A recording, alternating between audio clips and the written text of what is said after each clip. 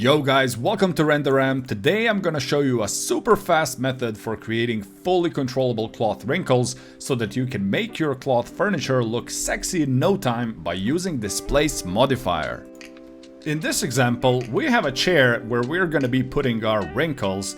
Now, when I click on the render button, this is how our chair looks like. So we're going to add some nice wrinkles on it. As you can see, the whole chair has been fully modeled in Max. You can see all the modifiers that I used to model this chair. Now, even on the cushion, on the piping. So the main actor in our whole story is Displace Modifier. Where can you find a Displace Modifier? Of course, in the modifier list, and you can see it right here. Now, how does Displace Modifier work?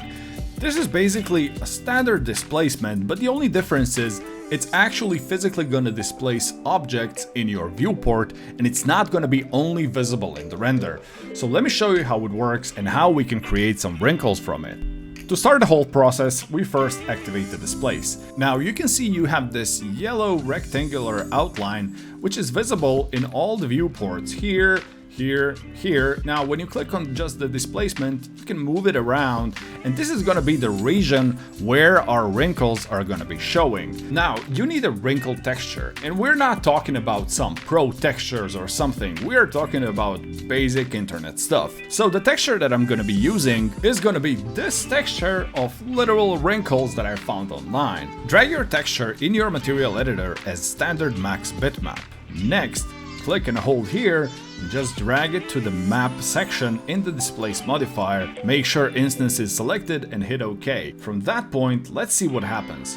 If I increase my strength, we'll get this effect. Now bear with me. If you click on the displace, you're activating it, and you can move it around like this. So what we are going to try to do, we're going to try to create some wrinkles on the back of this chair. So you can rotate it like this. This doesn't look that pretty, but there is a blur section here. If you blur it out, you can actually get a really nice and smooth wrinkles. Now, next thing that is really important, you can see how all these end parts are elevated. What you can do is activate Luminance Center, and it's going to try to kind of balance that extrusion. The other thing, if you move that region up like this, you get all these hard edges, and the way to remove them, let's say I'm gonna rotate my wrinkles something like this. Now look what happens. If you increase your decay, it's actually gonna start eliminating those parts, and it will act literally like a fall off. So when you push it down, you're getting more wrinkles and less wrinkles. So let's try to make these wrinkles a little bit more balanced. So what I'm gonna do, I'm just gonna scale them up a little bit. Let's kind of put them like this. We can increase the strength here. Now the problem that we have is no matter what we do, we get this outline. In some cases, even the decay, which is gonna kind of smooth out all these sections, cannot help us fully. So what you can do is go to your material editor, right click on map, general, and apply mix. Next, you want to use a gradient as a mask. So let's pick gradient ramp and plug it into our mix amount, and our wrinkle texture, plug it into color 1. Now link that instead of our wrinkles JPEG here in the map section. Hit on instance. Now this is the effect that we got, but our mask is not complete here. So click on gradient again and change the gradient type from linear to radial. Now as you can see, you get the wrinkles in the center, but on the side, they are not visible. So how to kind of get rid of this element? Well, it's pretty easy. You click on your mix again, and there's this white color. So this white color is the one who is lifting these sides. So what you can do is click on that white color and just balance it out until you get a nicely smooth surface. Now from this point, it's pretty smooth sailing. Your wrinkles are set. So let's kind of increase them a little bit. Maybe move them something like this. Let's see how this looks in the render. So if I open up my render, we'll get this. Let's try to modify them a little bit. So you can move them around. It will all be instantly updated. And if you scale them, let's say something like this looks really nice and cozy. Let me just shrink them down a little bit. Now, where the sexy part comes is you can right click on your displace, copy, right click again, paste. Now you've got the double displacement. Now, why did we double that?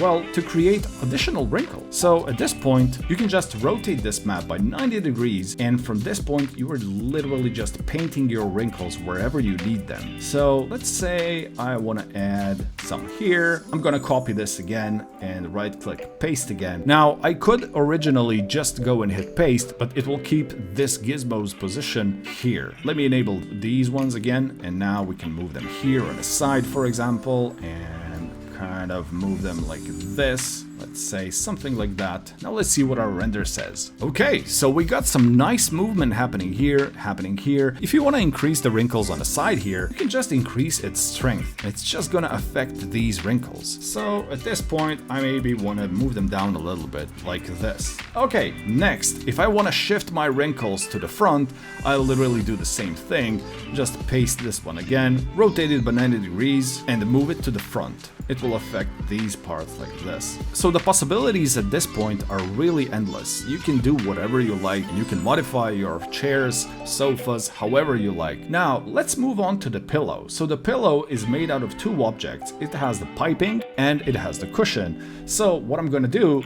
is control-click piping and the cushion and just right-click and hit paste. So I'm gonna use that displacement and just gonna move it forwards so that it affects the cushion also. Let me just balance it out a little bit, move it back, move it to the front. The point is, with this technique, you can be done with adding the wrinkles on your sofas, chairs, whatever, in literal 10 to 15 minutes. So it's a really fast technique. It's not super precise, but it will get the job done. If you need your wrinkles to be more detailed, you can simply just add a turbo smooth below it, and it will make them look much more detailed. So this is with my turbo smooth, and this is without. You're getting additional options here. And that's basically it on how to create fast wrinkles. You're literally painting everything with displace on top of displace on top of displace on top of displace, and you never lost all that hierarchy of modifiers below it. You can freely deform these, do whatever you like, and your wrinkles will never be destroyed or something else, because in the end they're an additional modifier on top of everything. And that's it for today, guys. I hope you enjoyed the video.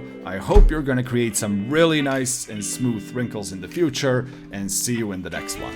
Bye!